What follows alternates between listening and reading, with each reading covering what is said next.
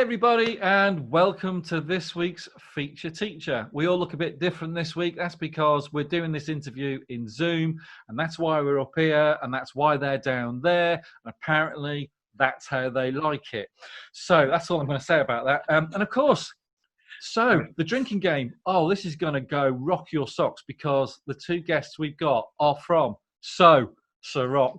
So drink and drink and drink is going to be the name of the game tonight. Welcome, Dan. Welcome, Miranda. Hi. Your mission is to try and get Pete to say so as often as possible. Bring on.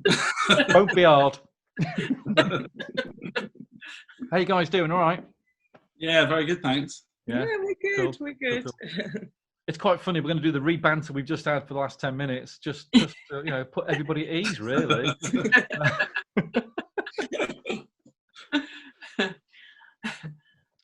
So welcome to the show. Lovely to have you on. Jules will have done an intro, as everybody should know, before this interview goes live, so we don't waste hours just talking about who you are, what you come from, and what you do. And we can crack straight onto the interview. And that's my cue to shut the hell up and let Jules ask you the first question. You're going to let me have a word in intros, is it? Oh, go on. Okay, guys, can you tell us a little bit about how you got into dancing? Was it Ceroc first, or was there something else you came to first? Yeah. Do you want to go first? Yeah, so I started in 99 when I was working in the NHS, and a colleague of mine said, "Oh, come dancing." And I was like, no, it's not really for boys, is it? And she was like, "Oh yeah, you'll love it. So eventually, after weeks or maybe even months of persuasion, I got dragged along to a dance class. And back then it was a slightly smaller group called Mojive down in Bournemouth. And I went along and got there and realised that it was with girls, not for girls. And it was great. I had a really good night and never forgot it. And for the next couple of weeks, talked about it endlessly. And then she said, "Great, we're going again this week. Do you want to come again?" And I was hooked that quickly. Yeah. And I stuck with it, I think, pretty much constantly. I digressed into salsa for a little while, and very quickly, where I started salsa, very quickly took over that business, ran that business for nearly 8 years, or 6 or 8 years, and then came back to modern jive or Ceroc simply because it was the music that I preferred. I got fed up with the Latin stuff. Yeah. So I came back to it. It's so diverse. You do get a bit of Latin, you get a bit of blues, you get a bit of swing, you get a bit of pop. And I think that's the thing I liked about it. It was a very interesting variety. Yeah. And I've stuck with it ever since.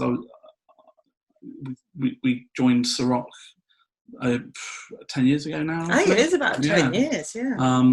And that was in Southampton because we'd moved along the south coast. We joined Joe, and it's just grown from there really for us. It's something that we've never left. We've stuck with it all the time. We've always enjoyed it for both the fitness factor, the social factor. So many different people you meet. It's really enriching, and yeah, just absolutely loved it ever since. There's never been a day that I've been glum about dancing.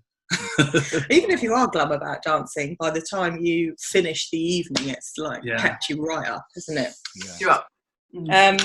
So I went away travelling for a little while when I was younger, and didn't do any kind of dancing. In fact, I'm naturally really, really clumsy. So my mum always jokes that I can't walk down a corridor without ricocheting off the walls, and I will literally trip over thin air. I'm just that clumsy.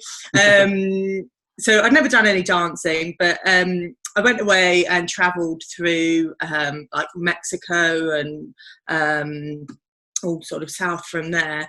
And I remember being on a beach in Costa Rica, and we were staying in these little kind of cabanas, like little wooden huts on the beach, and there was a club cabana, and there was barely anyone in it, but there was a couple dancing on the dance floor, and it was just beautiful. I was just like mesmerised watching them, and I was like, oh wow, they look hot, they look so enough. And then at the end they were like, "Thank you very much," and walked off in separate directions, and I was like, gob smack.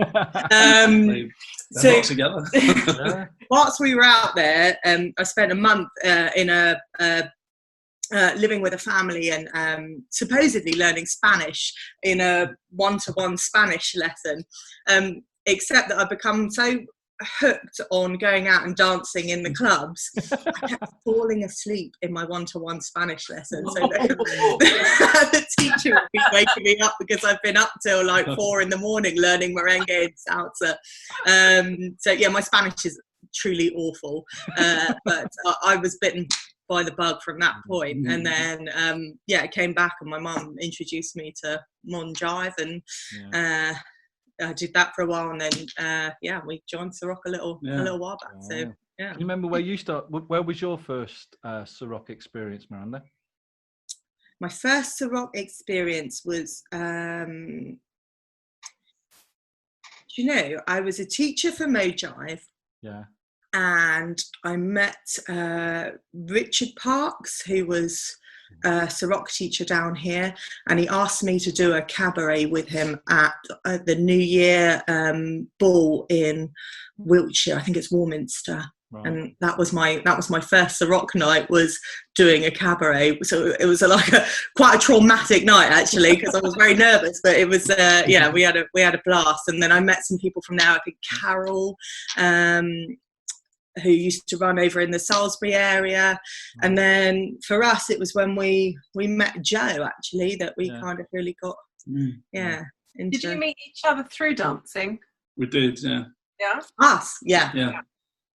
Dan was at my first freestyle, the first freestyle I ever went to. So I was really shy when I started, and I've been dancing for about 6 months here. I was up in London with some friends, and I was just like, I just want to get out. I just want to go and dance. So I drove back. I was living in Bournemouth at the time, so my nearest freestyle, which was probably about once a month then, it was like the South's freestyle, was in Totton. Oh, yeah. And I thought, I'm going to go, and I'm not going to tell anyone that I know from my classes that I'm going, because if I do that, then I'll just chat all night and know myself. I'm going to go by myself so that I actually dance. And so I walked in and then thought, oh, geez, what have I done? And then about 10 minutes later, Dan put his bag next to me. Careful. To be clear. Standard activity. And then kept asking me to dance, but that wasn't the point that we got together. It was a couple of years later, but we kind of kept bumping into each other in the scene. But I remember being very embarrassed because I used to wear a lot of rings, and I thought Dan was quite cute, and he did it was like a man spin, but I think he must have been trying to, I don't know, peacock, and he did like 4 spins in a row. But my ring caught his shirt button, so it flew open. I was like, oh my days. I'm a belly fat. You didn't have a belly in those days. So we kind of bumped into each other a few times around, and then I was teaching one night. My the guy that demonstrated for me was off sick, and the venue host was like, "But don't worry, we've drafted in Salsa Dan," and I was like, "Yes." What was his nickname back then? Was it Salsa Dan? Yeah. Was he mild or hot? Oh, Pete, that's cheesy. Pickly. So. Too many beers, Pete. Too many beers. Absolutely. So obviously you've met and carried on, and a lot of people know you in the circuit. But when did you actually guys qualify to become So Rock teachers? So we were both teachers in our own right. Yeah, so you were a Mo Jive teacher back then, and I had trained as a salsa teacher. And I used to also teach with Mo Jive. So we were teaching for years before that, in fact, years before we got together. Yeah. So I started, I think, in about 2001, and you started shortly after that, didn't you? It would have been about 2005, I think. And then when we joined So Rock, which was around 2010, 2011? Yeah, maybe. We both trained then. We came in under a grandparent scheme, which meant it was 4 weeks, but in a long weekend. Very intense. What we were very lucky with was our franchisee with Jo Hughes. She was a teacher, trainer and examiner. So we managed to get a condensed kind of training program from her. And we were both teachers. And actually we trained with Emma, didn't we? Emma Wright.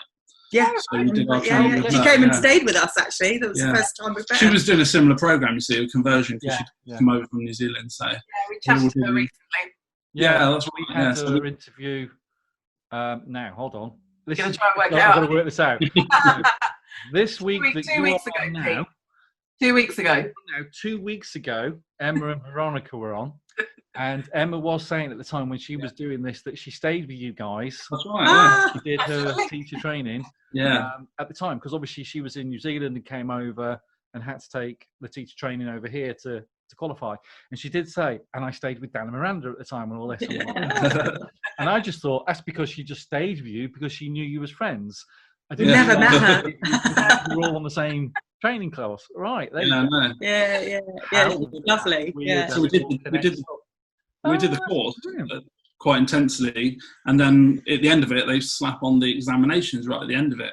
So the night before the examinations, Tim took us out, and we went out dancing. And had quite a late night. So thankfully, we're all feeling quite rough the next day. It was quite an intense experience as well, because you learn to teach in a particular way, and we all had our own, Dan, myself, Emma, we all had our own thing going, and then trying to relearn something in a particular way that made total sense until you started talking, and then it would all come out as upside down. It's probably just getting that little phrase, if all has gone well. Yeah. We had 4 days of if all has gone well. I've spoken to so many teachers, and it's always the same thing, if all has gone well. That's the key phrase. If you can get that right, you're sorted. So when we teach together, we set each other little challenges of words that we've got to slip into our teaching. Nice. Yeah. You don't get any ideas, Pete. No. I'm just saying. I'll send you a list. I've got some crackers. I bet you have. Okay, maybe that's something we can do. We might do. Yeah. So you guys are qualified teachers now and everything like that. And we know you've been involved with loads of different things coming up. But what we'd really like to know is there was a big change, 1-2 years now, where you became big franchisees because you became the owners of So Rock. Where's my drink? What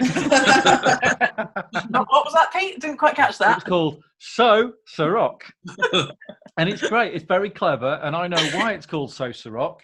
And I think everybody who comes to your venues knows why it's So Rock. But can you explain to the rest of the world why it's called So Rock? I'm absolutely trolleyed on this now. That's 5, isn't it? I'm slightly worried that the actual reason might be a bit disappointing now.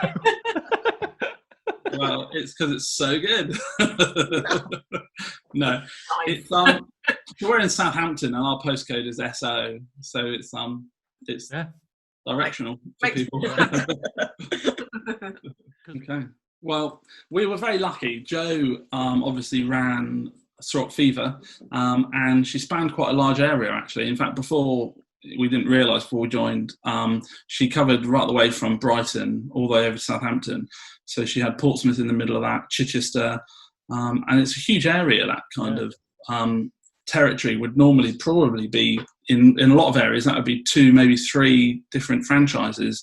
So Jo ran that for a long time, really successful, grew it, and we joined it and had many happy years, and it just grew from strength to strength.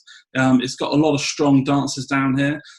It's quite a dance-rich area as well, from salsa, etc., different other dance genres. So it's got a lot of strong dance kind of foundations, particularly around Southampton. So when Jo was splitting the areas up a little bit so that she can concentrate and growing Portsmouth, the question came up as to whether we'd be interested to take over Ceroc in Southampton, not then So Ceroc. And initially we went bleep bleep bleep, bleep, bleep. Yes, absolutely. In our hearts, we wanted to do it, but we knew that it was a real big undertaking because Joe worked really hard. And we saw that. We're really good friends with Joe outside of Ceroc, and we saw how much effort that took on so many levels.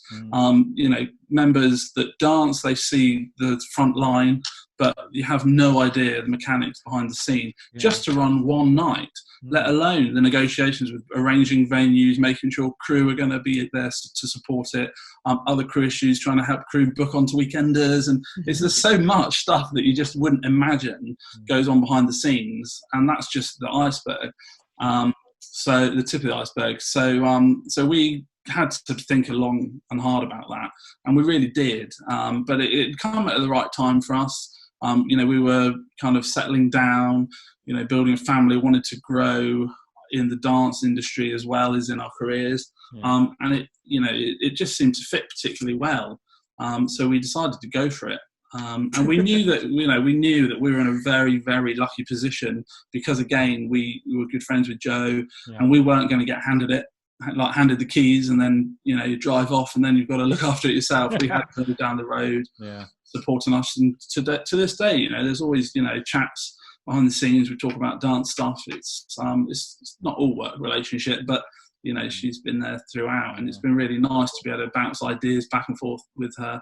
We work really closely as well. Miranda still DJs for Joe when she has big events, and Joe will often cover teach for me. And like things like the late lounge, it's actually exactly the same. It's still the same team. Joe, you get the same welcome from Joe on the door, and Dan on the dance floor, and me behind the decks, and then whatever guests. When she set the late lounge up, that was, she really felt that was one of her babies as an idea when she set it up, and for her not to be at a late lounge would be surreal. But much to her horror, it fell into our territory. So we inherited that, which was so lucky for us. But I think the first we actually launched a new dance night quite soon after we took over. We moved our Silk Night to Revolutions, to a new venue. And on that night, Joe was there. She came along, and I think people walked in and they were a little bit like, "Oh, nothing's changed here." In fact, we're seeing more. First I remember that. I was there as well. You were there, I remember. Were you that doing night. the vodka shots at the bar? Yes. Oh, yes. Loads of vodka shots at the bar. What a night. That was great. 88 we had in that room that night. It's amazing. Yeah. No, do you know what? I've been quite a few times, and I've brought a few people down from Fleet with me. And what have you, and because we used to go, we used to have little road trips to the engine rooms, which was interesting. Depending on what had been on the night before or the weekend before. But the Revs and it was so, I can remember generally walking in and thinking, good God, this is as big as my lounge. But I was like, I thought this is going to be interesting. But it was just, once you're in there, the whole spatial thing just goes in a way, and you're just involved with it. And I just thought, oh, this is awesome. And you can walk into places and go, oh, it's not very big or whatever, but it's just totally gone. That was gone in seconds because it was an awesome atmosphere, great music, obviously, great dancers, and great vodka shots. Sadly, you know how to warm up people.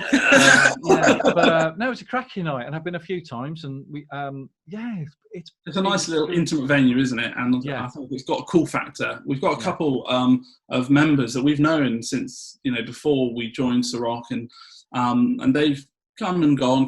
They dabble in and out of dancing. They're both very much retired, but they love dipping into revs at least once or twice a year, despite the fact they don't dance much anymore, simply because they can tell their grandkids and their great grandkids that we went clubbing last night in revs. Dancing last night in revs. It's got a little bit of kudos, even for every generation. It's got a little bit of kudos because it's a cool club in Southampton that everyone knows. Absolutely. And the other venue that for me that I like to visit when I can, and I'm not sure, I can't remember how many times you run it, but obviously still run it, is it's now called the Not So Late Lounge, where it used to be the Late Lounge. And now it's the Not So Late Lounge, which is at Marwell House or is it Marwell Hotel? Yeah. Marwell Hotel at the zoo. Yeah. Not right in the zoo. Yeah, and that's again, it's great venue, great day, fantastic guest DJs. I think Tim's definitely been there. Yeah. Vince, Mark Kerr. Has Kieran done there? I'm not sure. Kieran hasn't, but we've had Kane. Yes. Dale's come down. Dale's down there, Danny and Neil and Steph all ran. Yeah. Yeah. And it's just a great day. And you say Joe's there, and it's I've known Joe for quite a while, and she's lovely, crazy as a box of frogs, but she's lovely. We love her anyway. Sorry, Joe, love you really.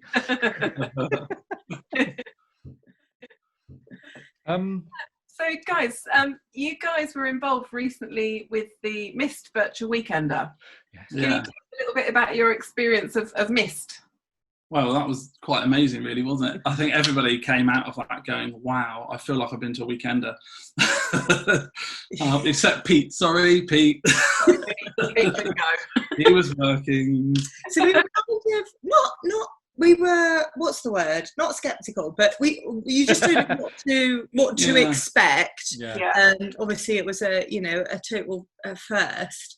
And we were like, right, okay, we're teaching on the Sunday, and we ran a Not So Late Lounge on the Monday. That's cool. So we thought, well, we'll come in on Saturday and have a look around and, see some classes and do that. And we went to bed hammered at like 2:30. And it was just so beyond anything that we expected. Because, I suppose from the outside looking in, it's just some music and some classes on, through your laptop, but actually it was so much more than that. And especially when, we've just gone through this such a long period of not connecting with people, and then, to pop into these like virtual rooms and see people that you would expect to see like hanging out at the bar and, in the cyclone room or, wherever you are, was just amazing. And I think that's a kind of interesting thing with, dancing that we've really noticed in the last few months is that we never make plans with dancers. We'd never say, right, Pete, we're going to see you next Saturday at 8:00, because why would you do that? Because you're going to see each other, so there's no expectation on like setting a date, and then suddenly like you're 10 weeks into lockdown, you're like, oh my god, I'm really missing these people and I haven't seen them, and I'm now having to make arrangements. Zoom date, yeah. So Mist was just so much more than we expected. Anticipated. It was just brilliant fun. And then we were DJing on the Monday, the Not So Late Lounge. So I was there with my laptop in the garden because we were having good weather at the time, so it was like really, really hot. Yeah. Dan's in the hot tub. Yeah. In the background, and like, I honestly think this is the best Not So Late Lounge ever. I haven't had to hump a speaker anywhere. So yeah, it's good fun. Well, it's one to think of for the future. How big's your garden? Yeah. Bring it. We think hot tub freestyles might be the future. So tell us about the Blue Lounge. That's what we want to know. So we ran our first virtual Blue Lounge recently. We've run it a few times over at Itch and Abyss near Winchester, and it's a Sunday. It's a sort of early evening, so 5 till 9 dance. So a kind of a thing you do after a pub lunch. Yeah. Just saying. You'll find a lot of our events revolve around food. Actually, it's kind of might be a motivator. So we tried out the virtual one just recently, and do you know what? We just had an absolute ball, didn't we? It was so nice. Just being able to kind of see some of our regular guys that come to Blue Lounge, because we did it all over Zoom, so people could kind of chat with each other and see each other. It's nice to just get back on the community almost. Yeah, and kind of catch up with people. And there were some newer people there that we hadn't seen before any of our Blue Lounge events, which was nice. But it's kind of like acousticy, lyrical, some blues music, so kind of nice for sort of powering down at the. That's really good. Yeah. And what's really nice to see is you get a whole kind of variety of people. Some people will just be absolutely absorbed to sit there watching gallery view and watch what everybody else is doing. Yeah. Some people will take you in the garden and read a book. Other people won't have their camera on because they're either asleep or they're just listening to you in the background. And then you've got quite a large group of people that will actually, live in couples, and they're just dancing away all afternoon. Yeah. It's so nice to see. We had all sorts. We had like people's kids coming in dancing. We had a cat. There was a dog making an appearance. Yeah. And then a rather fetching oven glove dance went on for a while. Oh my God. Got someone to be watching up. Yeah. And do you plan to have any more in the near future? It went well, didn't it? I mean, I think it would definitely like to do some other stuff. Yeah. I think if people want it, we would do it again. Yeah, for sure. We'd be quite happy just doing it with, I don't know, or just playing Dan dances around the lounge. But it's a bonus when you see other people might actually want to be part of it as well. So I think we're going to have to. The thing that we are going to be doing in the not too distant future is we run an event called Ambience, which is a silk-based event. Yeah. And that has both of us DJing at it. Yeah. So we are going to be doing a virtual ambience soon. So oh, cool. Yeah. Well, watch out for that. Well, so many dodgy corkers of tracks to play, so I'm just bursting. Yeah.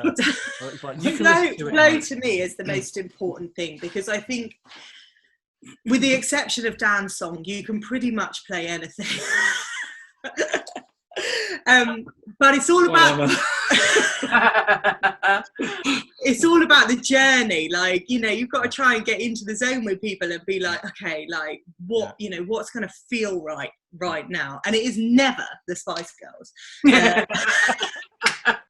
Sorry, Dan. We're never going to live this one down. It's interesting you say that though, Pete, because I think as a teacher, when you're teaching, you have the capacity to steer the whole crowd. If you say something that doesn't work, you just say something else, and then you're sorted. Yeah. If you're a DJ and you hit the play button, you're committed to 3 or 4 minutes of that, and you can't just steer it the other way or start singing. You've had it. Or you do a fade out at 2 minutes. That was 30-second song. I think that's the other thing. It's always like the tricky thing with DJing is that it's never your taste in music. Like you have your own filter. So if people turn up to your events, Pete, they know what your filter of music sounds like. The same for me, the same for Dan, and they're all kind of unique, and that's all part of the whole tapestry of the dance scene. But actually, you're still trying to reflect everyone's taste in the room within that. So if there's a stampede for Spice Girls has got to be. Well, this is it. I'll know now, Pete. Whenever you're in the room, I'll get down. Outside of dancing, what do you get up to outside dancing? So very exciting. It was my birthday a couple of weeks ago, and my 40th, so a big one. So I got a paddleboard for my birthday. So that is now like my newest passion. I've always been a bit of a water baby, and we've done sort of various bits and bobs. We like, we like to get out and about and enjoy the sea and enjoy the country. Yeah, but the paddleboard is like. Have you ever done paddleboarding? I've stood on one. Yeah. And did you stay upright? Hey? Oh, this is the. You sit on it or stand on it? No, you stand on it. Yeah. Oh, yeah. I've stood on one briefly. Okay, yeah. And then it. So basically, I've spent more time in the sea since I got that thing than ever before. Like as I mentioned earlier, I am quite a clumsy person, so I spend an awful lot of time falling off my paddleboard now in my spare time. Can you not fit in the tub and you practice there? That was the hope, but no. Oh. But we need to get a bigger tub, so there's always pros with these things. We went down the river the other day, and I stacked it again. But as I came back up, and so I managed to sort of like a seal humping maneuver to get back on the board. I managed to get back on the board, went to paddle off, picked up my paddle, and the whole fin had gone. So I was just with a stick trying to get down the river. It looked like Venice, if I'm honest. Just a bit deeper. and I got a kayak for Amanda's birthday. I thought, well, we're spending, why not? Yeah, so They're the best birthday presents, isn't it? You go like, here you go, darling. Enjoy. I'm just going here's the mini. I got the Porsche.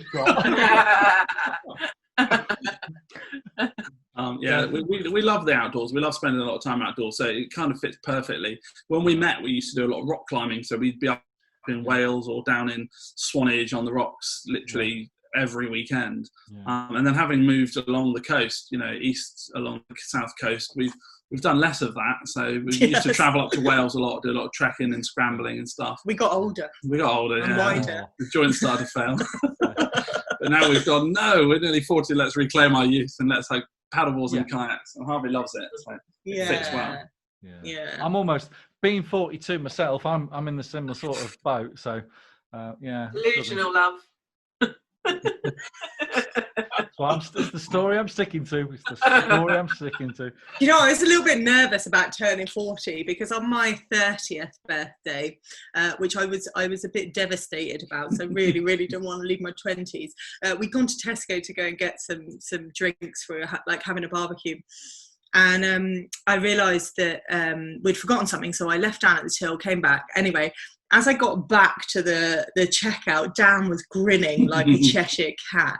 And I was like, what's up, darling? And he said, I've been ID'd. And I was like, you've been ID'd on my 30th birthday? I literally want to stab myself in the eye. And just to then add insult to injury, the cashier took one look at me and said, is it for you? And I was like, yeah. And she said, oh, no, that's fine then. Gutted. So my 40th, I was like, oh, what is about to break loose? But no, it's fine. It was seamless. Paddleless, in fact. The thing I wanted to just come back to, Dan, is I know obviously that's what you do for fun, but you are NHS. Yes. And, you've been working hard, almost. Yeah. So look at that hair. This says he's working hard. Yeah. Thinning out, greying out. So what is it actually you do in the NHS, mate? Well, I work in cardiology. I'm a cardiac physiologist, and it's one of the less known specialities, but it's been around for 30 years or more. And within cardiology, we look after patients with pacemakers, heart attacks, heart failure, cardiac arrhythmias, and all those kind of cardiogenic problems. And because cardiology is quite a scientific area within medicine, particularly with pacemaker device programming parameters, etc., it's become its own specialty, because quite literally, the cardiologists don't have time to get tied up with the kind of scientific elements of it. So it's become a healthcare science, and that's what keeps me kind of pretty busy. It's a whole other way of thinking of medicine scientifically, because medicine is quite a compassionate kind of approach. There's a lot of science behind it, but when you start, thinking about electrical currents and action potentials and things like that, it gets quite complicated. So we do a lot of that, pacemakers, imaging, and cardiac arrest kind of stuff. So it requires me to work Monday to Friday, 9 till 5 or 8:30 till 5, if only it was 9. And on call as well, so call outs for emergencies, because heart attack is one of the biggest killers in the world. And of course, running the business like you do, that's also one of those things that's probably always going to be in the back of your mind, thinking, we're doing this, we're doing that. But if you get a call, I think I've managed to pull it out the bag a couple of times. We've had a late lounge, and I've been on call. And whilst Miranda was DJing, I said, "Oh, hold my phone." Hello, I was just getting. Just hold on. No, can't hold on. But that was right opposite the hospital. So we've got a 30-minute response time, because we get called. It's quite a unique service. Patients that are having a heart attack, they get the referral from the ambulance. So whilst they're heading to the hospital have already accepted them and called us. So we all kind of turn up at the same time anyway. So it's a very unique situation, but we have a phrase, time is muscle. So once you get the call, it's all action and, rush. Oh, cool. And what about yourself, Miranda? Are you just the business and that's it for you, or? If only. So up until we took over So Rock, I used to work for a charity as an events manager. and I gave that up to run the business. And then thankfully they got in touch with me just before Christmas and said, would you mind just, like, I know you're really busy, but can you just do a couple of months of work? Because you know, we really need some help. And I thought, yeah, okay, like, you know, we're in the swing of the business. So so I started, and I said, but I cannot go past the end of March. Like, it's, you know, I really have to focus on the business after March. And then on the 13th of March, we sort of closed So Rock. But the funny thing is, my line manager at the time is a dancer in this area. So, like, the day after we closed, she said, any chance you could stay on? I was like, you know I can. So thankfully, I'm still working for them and will be for a bit, because otherwise it might have been a bit hairy. Yeah. There he is. Right. Here he is. Man. Oh. Oh, look, we're trying. Do you want to see what's going on? Okay. Oh, bless him. So a lot of people will know this little chap. They've been at weekenders or certain events, and they've seen this little babby with big, massive earphones on. This is him. This is little Harvey. How you doing? Oh, bless him. I want to sleep. Tired. You can sleepy doormouth. Tired. Oh. The only reason I put weight on so he can go to sleep. Oh. Great. Well, the timing's quite good because we're coming up pretty much to the end of the end of the interview anyway. So we've only got a couple of things left to do. As always, we will be coming to Dan. Now, what we're doing this week, instead of doing a fun fact per person, we're doing a fun fact for them as a couple. Okay, and I've done this for a reason, because I'm trying some new technology. But we'll see how that works afterwards, won't we? And before we do that, as always, we're going to do our quick fire round, and they know what's coming. They know what's coming. So we'll get both of you to answer. Ladies first. And obviously, ladies first. Is this going to be like Mr. and Mrs.? Is this going to be something we like argue about for like the next week? It's got that kind of feel. Thought this. It's kind of got that feel. But don't worry, there's no right or wrong answer. So I'll get Jules to start, and she'll come to you, Miranda, and then obviously yourself, Dan. So. Jules, off you go. Quick fire. So they're all going to be either or questions. The first one, blues or silk? Oh, God, how can you do that to me? You like to be evil. I don't... I'm going to go blues. Okay. But I feel guilty about it. That's okay. Gotta be silk. I knew you'd say that. Yeah. Okay. Teach or DJ? DJ. Teach. Okay. Hot tub or paddleboard? Paddleboard. Hot tub. Okay. Differences all the way along so far. Minstead or Revs? Isn't that evil? Oh. We're so evil. Very evil. Yeah, you're pretty evil. Oh, I love a bit of Minstead. Minstead's where my heart is. Yeah. I think I'm going to go Minstead. I love Revs. Yeah. We've done Minstead for 20 years now. Yeah. So it's, Yeah. All right. Okay. Southport or Canberra?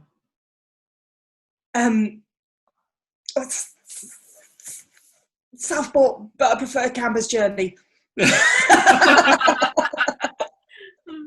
Oh, yeah. I think Southport, simply because the boudoir is so much bigger. Yeah. Okay. Yeah. I'm actually chucking a bonus one. Pete doesn't know about this. Just come to me as we were doing the interview. Salsa or Ceroc? Because you've both got salsa backgrounds. Yeah. Ceroc. Definitely. Sure. Yeah. Oddly enough, we don't. I just realised we only had 5 anyway, so we normally have 6. So that was it.